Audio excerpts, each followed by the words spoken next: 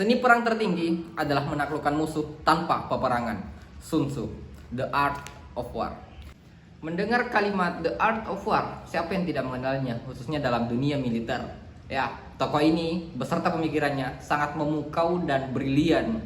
Jadi di video kali ini, tokoh tersebut kita akan gali, kita akan mempelajari nilai-nilai kehidupan, prinsip-prinsip kehidupan yang selanjutnya akan kita terapkan dalam kehidupan sehari-hari.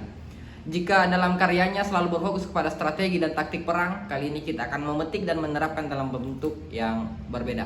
Jadi sebelum kita lanjut di video kali ini, silahkan klik like jika Anda suka dengan video ini. Dan jika video ini bermanfaat, silahkan subscribe dan nantikan video-video selanjutnya.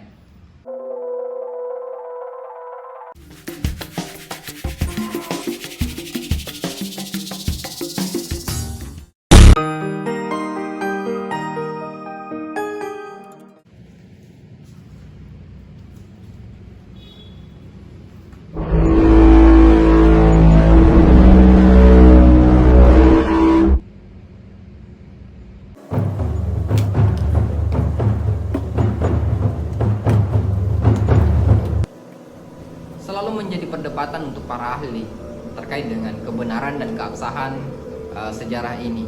Ada atau tidak adanya tuh tersebut. Tapi karena karyanya kemudian ditemukan pada tahun 1972 di sebuah makam kuno yang ada di kota Linyi atau Shandong di China. Dan juga ini diperkuat dengan keberadaan buku lain, The Art of War, yang kemudian ditulis, yang dikatakan bahwa dia adalah bagian daripada keturunan dari Sun Tzu itu sendiri, yang kemudian wafat pada 316 sebelum Masehi.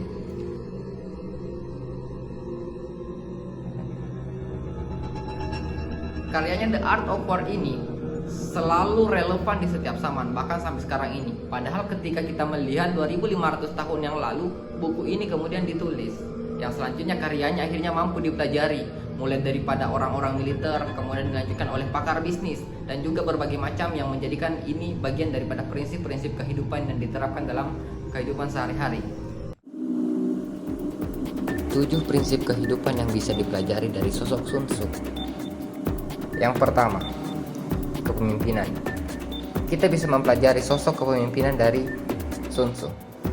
Seperti yang telah dikatakannya bahwa seorang pemimpin memimpin dengan memberi contoh, bukan dengan paksaan. Hal ini lebih dekat dengan role model yang diajarkan oleh para motivator dan guru-guru kita, bahwa seorang pemimpin adalah orang yang mampu memberikan teladan kepada orang yang dipimpinnya. Seorang pemimpin yang terampil akan mempekerjakan seseorang yang bijak, pemberani, tamak, dan juga bodoh. Yang kedua adalah planning, rencana, ataukah strategi yang unik.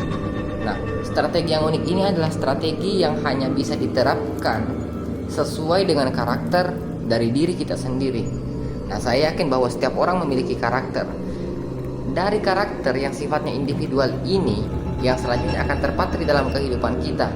Nah, kita mungkin bisa mempelajari berbagai macam teori kepemimpinan, kita kemudian bisa mempelajari berbagai macam inspirasi atau motivasi kehidupan. Tetapi ketika ada sesuatu yang kemudian tidak sesuai dengan karakter diri kita sendiri, itu akan sangat sulit tercapai. Maka dari itu, kita mampu mengenal karakter kita dengan baik dengan melakukan strategi-strategi yang unik sesuai dengan ciri khas diri kita sendiri. Lah timing atau waktu yang tepat. Waktu yang tepat ini adalah perakiraan yang mampu kita buat untuk melihat keadaan, apakah ini pantas atau tidak untuk kita sendiri. Nah, perakiraan ini adalah sesuatu yang sifatnya akan mudah kita jalankan kapan ketika kita mulai pada waktu yang tepat, yang artinya yang ingin kita hindari ialah kecerobohan.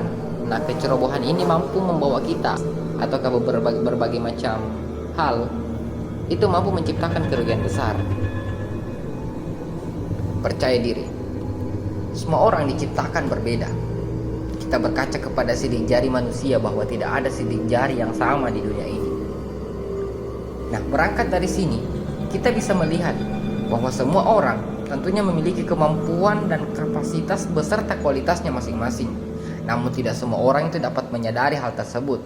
Atau bahkan beberapa orang merasa tidak percaya diri terhadap kemampuan yang dimilikinya. Nah, hal tersebut kadangkala berdasar pada beberapa faktor yang kemudian mampu mempengaruhi kepercayaan diri kita, mulai daripada kondisi fisik kita, kemudian pengalaman ataukah lingkungan kita. Yang selanjutnya adalah penyamaran. Ketika kita bisa menyerang, nampaklah seperti tak mampu. Ketika kita bisa menggunakan kekuatan, tampaklah seperti sedang diam. Ketika kita sudah dekat, buatlah musuh percaya bahwa kita masih jauh.